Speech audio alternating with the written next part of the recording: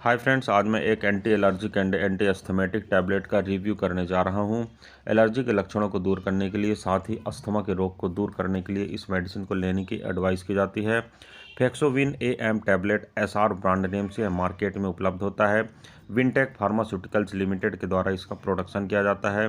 कीमत की अगर बात करें तो 10 टैबलेट का एक स्ट्रिप मार्केट में 200 रुपीज़ का उपलब्ध होता है। फ्रेंड्स, अगर अभी तक आपने मेरे चैनल को सब्सक्राइब नहीं किया है तो प्लीज़ चैनल को सब्सक्राइब कर लें। बेल आइकन को भी प्रेस करें ताकि आने वाले सारे वीडियोस की नोटिफिकेशंस आप तक आ जाएं और आप मेरा कोई भी वीडियो को मिस ना करें। अगर आपने इस प्रोडक्ट को इस्तेमाल किया है तो आपके क्या क्या एक्सपीरियंसेस रहे हैं, कमेंट सेक्शन पर लिखकर मुझे ज़रूर बताएँ। आइए फ्रेंड्स, वीडियो शुरू करते हैं। सबसे पहले देखते हैं इसके कंपोजिशन के बारे में।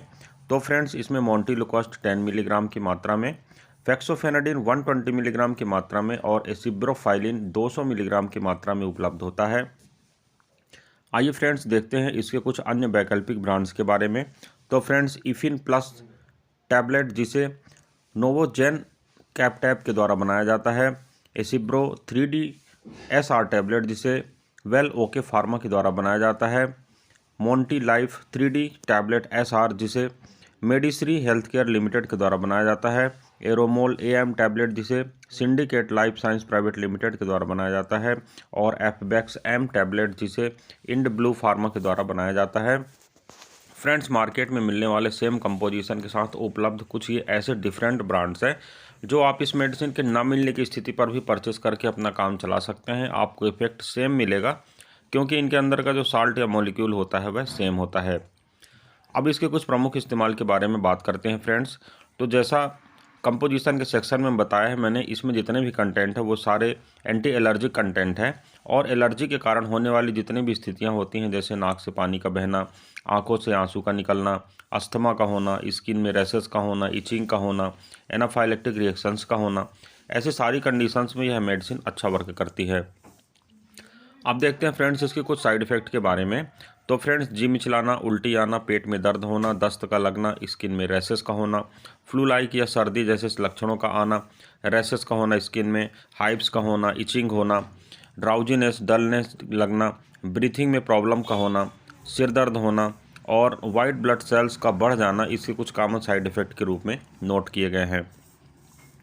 अब देखते हैं फ्रेंड्स इस मेडिसिन को कैसे इस्तेमाल करना चाहिए। तो फ्रेंड्स, आपको इस मेडिसिन को डॉक्टर के द्वारा जितने दिन और जितने समय लेने की एडवाइस की गई है, आपको उसी हिसाब से आपको मेडिसिन को इस्तेमाल करना चाहिए। इसे साबुत निगलना चाहिए, चबाना, तोड़ना, कुचलना या पीसना नहीं चाहिए। इस मेडिसिन को भोजन के साथ भी ले सकते हैं, भोजन के बाद भी ले सकते हैं और भोजन के पहले भी ले सकते हैं, परंतु आपको मेडिसिन को एक निश्चित समय पर लेना चाहिए क्योंकि यह मेडिसिन की गुणवत्ता को इन्हेंस करता है। अब देखते हैं फ्रेंड्स यह मेडिसिन काम कैसे करता है। तो फ्रेंड्स, मैंने पहले ही बताया कंपोजिशन के सेक्शन में, इसमें 3 प्रकार की टैबलेट्स होती हैं, यानी 3 प्रकार के कंपोजिशन इसके मॉलिक्यूल होते हैं। इसमें मोंटिलुकास्ट होता है, फेक्सोफेनाडिन होता है और एसिब्रोफाइलिन होता है।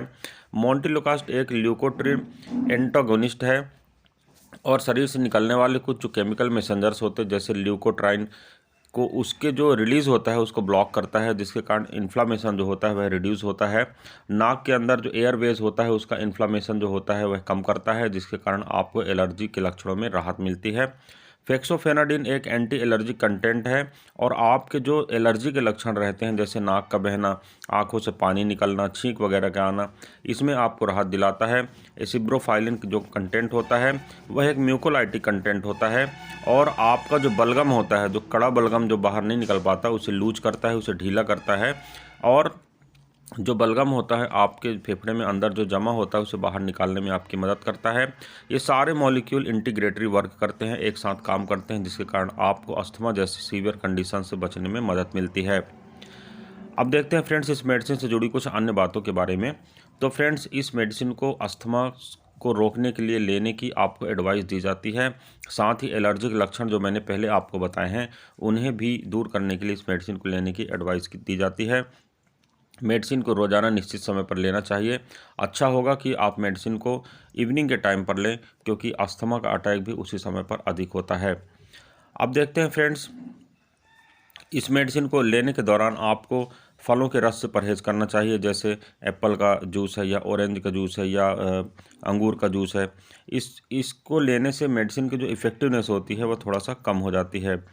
यह मेडिसिन जो है तुरंत काम नहीं करती, और अचानक से होने वाली जो सांस की समस्याएं हैं उनसे बचने के लिए आपको इस मेडिसिन का इस्तेमाल नहीं करना चाहिए। सांस जैसे लेने में अगर आपको किसी प्रकार की प्रॉब्लम हो रही है, परेशानी हो रही है, तो आपको ब्रोंकोडायलेटर मेडिसिन की ज़रूरत पड़ती है, जो आपकी सांस की नलियों को चौड़ा करके वायु को अंदर जाने में सुगमता प्रदान करती है। इसमें ऐसा कोई भी कंटेंट नहीं होता, इसलिए यह मेडिसिन लॉन्ग यूज के लिए है। आगे चलकर इस मेडिसिन का बेनिफिट समझ में आता है, लेकिन अगर आप किसी इमरजेंसी एक्यूट कंडीशन से गुजर रहे हैं तो उस कंडीशन में यह मेडिसिन आपको वर्क नहीं करेगी। उस कंडीशन पर आपको ब्रोंकोडायलेटर मेडिसिन को उपयोग करना पड़ेगा। इस मेडिसिन को लेने के दौरान आपको रेगुलर ब्लड चेक कराना चाहिए, क्योंकि किसी भी प्रकार का हार्म आपको हो सकता है। इस मेडिसिन को लेने के दौरान 30 मिनट या 40 मिनट के दौरान आपको किसी भी प्रकार का एंटासिड का इस्तेमाल नहीं करना चाहिए। यह मेडिसिन के एब्जॉर्प्शन को कठिन बनाता है और मेडिसिन अच्छा वर्क नहीं करती है। इस मेडिसिन को लेने के दौरान अगर आपको किसी प्रकार के कॉम्प्लिकेशंस हो रहे हैं तो आपको इसके बारे में डॉक्टर से परामर्श करना चाहिए। बिना डॉक्टर के परामर्श के, बिना डॉक्टर के एडवाइस के आपको मेडिसिन को अचानक से कभी भी बंद नहीं करना चाहिए। अब इसके सेफ्टी फीचर्स की अगर बात करें फ्रेंड्स, तो मेडिसिन के उपयोग के दौरान आपको अल्कोहल का सेवन बिल्कुल भी नहीं करना चाहिए। यह आपके लिए हानिकारक हो सकता है। अगर आप गर्भावस्था में हैं या स्तनपान करा रहे हैं तो यह बेहतर होगा कि आप अपने डॉक्टर से परामर्श करें, इसके पश्चात मेडिसिन का सेवन करें। इस मेडिसिन को लेने के दौरान आपका जो कंसंट्रेशन होता है वह थोड़ा सा कम होता है, इसलिए मेडिसिन को लेने के पश्चात आपको ड्राइविंग नहीं करना चाहिए, बचना चाहिए। किसी भी प्रकार के कॉम्प्लिकेशंस आपको हो सकते हैं। आपकी दृष्टि प्रभावित होती है, धूमिलता आती है, थोड़ा सा नींद जैसी स्थिति बनती है, इसलिए आपको ड्राइविंग नहीं करना चाहिए। किडनी और लीवर रोग से जुड़ी किसी प्रकार की समस्या का अगर आप सामना कर रहे हैं तो अपने डॉक्टर से परामर्श के बिना मेडिसिन का इस्तेमाल ना करें। तो फ्रेंड्स, ये था एक छोटा सा रिव्यू मेडिसिन के ऊपर। मैं उम्मीद करता हूँ फ्रेंड्स ये वीडियो आपको पसंद आया होगा। अगर वीडियो पसंद आता है तो प्लीज़ वीडियो को लाइक करें, चैनल को सब्सक्राइब करें। हमारे चैनल पर लगातार मेडिसिन के रिव्यू आते रहते हैं। इस वीडियो में फ्रेंड्स बस इतना ही।